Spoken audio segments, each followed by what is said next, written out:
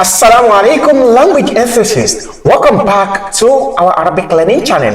Recall that in the last episode we had given out some challenges for you to solve by yourself. Today, as promised, we're going to be providing a solution to those challenges. If you have not watched that challenge, make sure you click on the link above to watch the challenge first.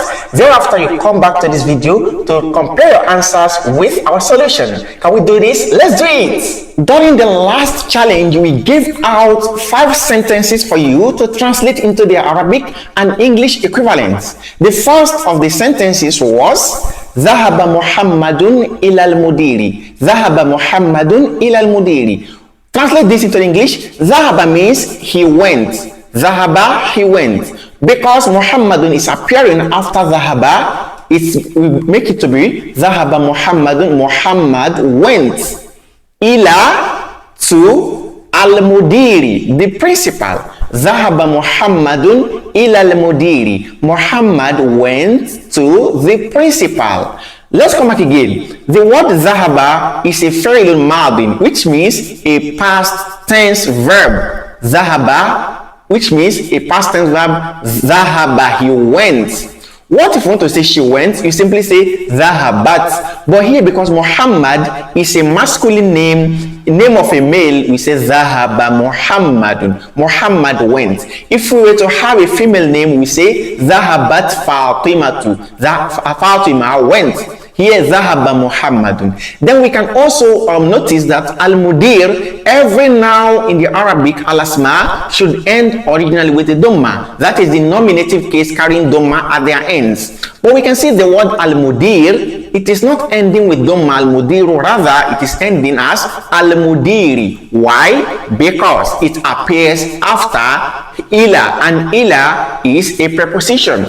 We have some prepositions we call huruful jar. These prepositions are words or particles which, when they appear before a noun, they change the noun to the nominative, to the genitive case, making the noun to carry kasra, and ila is among them. Therefore, we have ila al-mudiri. In the Quran, you see a lot of places where these prepositions will come, the nouns coming after them will also end with kasra. Example, we have ila wasari'u ila maghfiratin.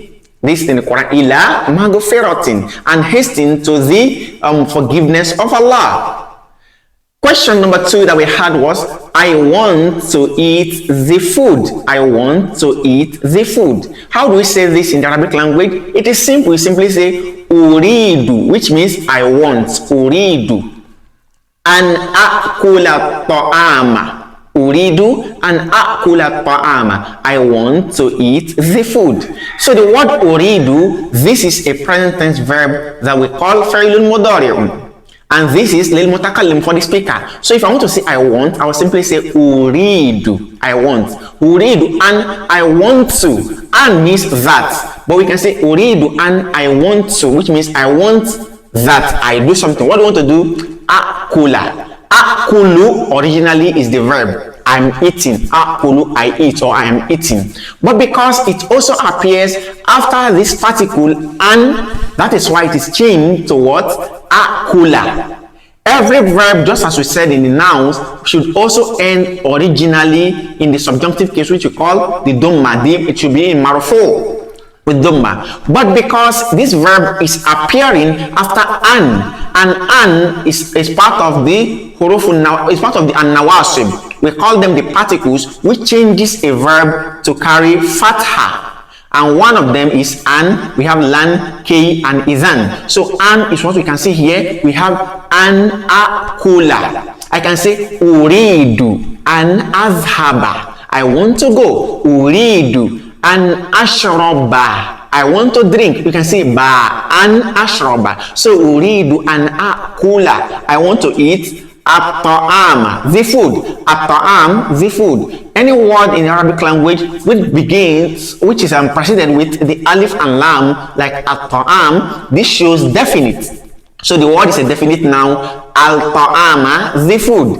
Al-kitaba, the book. Al-qalamu, the pen. So we have uridu, I want, an akula, to eat, Al-ta'ama, the food, mashallah. Moving to the question 3. The question 3 was qatala hamidun al-hayyata. Qatala hamidun al-hayyata. Let's translate this. This simply means Hamid killed the snake. Hamid killed the snake. You recall in the first question we said Zahaba meant what? He went. So qatala also means he killed. If the word qatala is used without the subject of the sentence, the performer of the action coming immediately after it, it means what? He killed. It is under the scale of fa'ala. When you hear the word fa'ala, it means what? He did. In order to learn how these verbs change, we have already prepared an exclusive video for you. The link above, you can click it and watch or move to the playlist and search through in order to understand the changes, the morphology of these words. So we have qatala hamidun al-hayyata. Hamid killed the snake. Qatala, he killed. Who killed? Hamidun. Qatala hamidun al-hayyata. We can say al-hayyata, the snake. Why is it al-hayyata and not al-hayyatu? Because it appears in the sentence as the object of the sentence, the receiver of the action. So that is why it ends with fatha. Qatala hamidun al-hayyata. Hamid killed the snake. The next, number 4, we had do not stain your hand with the ink. Do not stain your hand with the ink. How do you say this in Arabic? It is very easy. Simply say La tulawwith yadaka bil midad. La tulawwith yadaka bil midad. Meaning la means no, negation. Or I'm sorry, it is called the law of prohibition.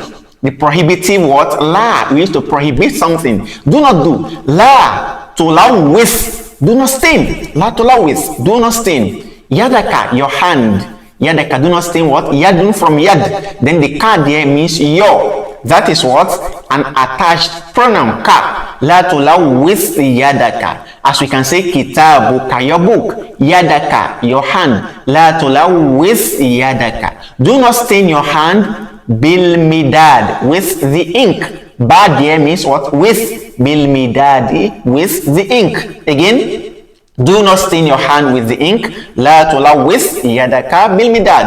And lastly, that's number 5. We had Inna Allaha Ghafurun Rahim. In the Quran, we see this in a lot of verses. So we have Inna Allaha Ghafurun Rahim. What is the meaning? Indeed, Allah is all forgiving, most merciful. Allah often forgive. He forgives a lot. Merciful, very much merciful. So inna means what? Indeed. In the Quran we see it in a lot of places. We say inna alladhina kafaru, inna alladhina hadu, inna alladhina amanu, inna allaha wa malaikata. We see a lot of places Allah subhanahu wa ta'ala use the word inna. So today we have learned what is inna. Inna means what? Indeed, undoubtedly, verily, truly.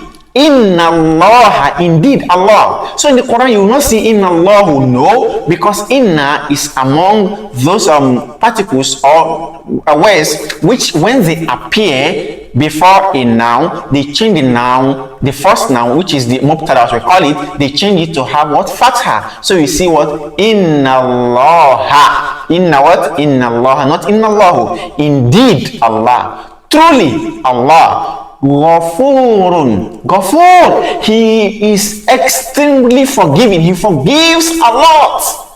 Rahim. Most merciful. No one can be compared to Allah in his manner of forgiving and his mercy. With this, we come to the end of the solution to our challenge.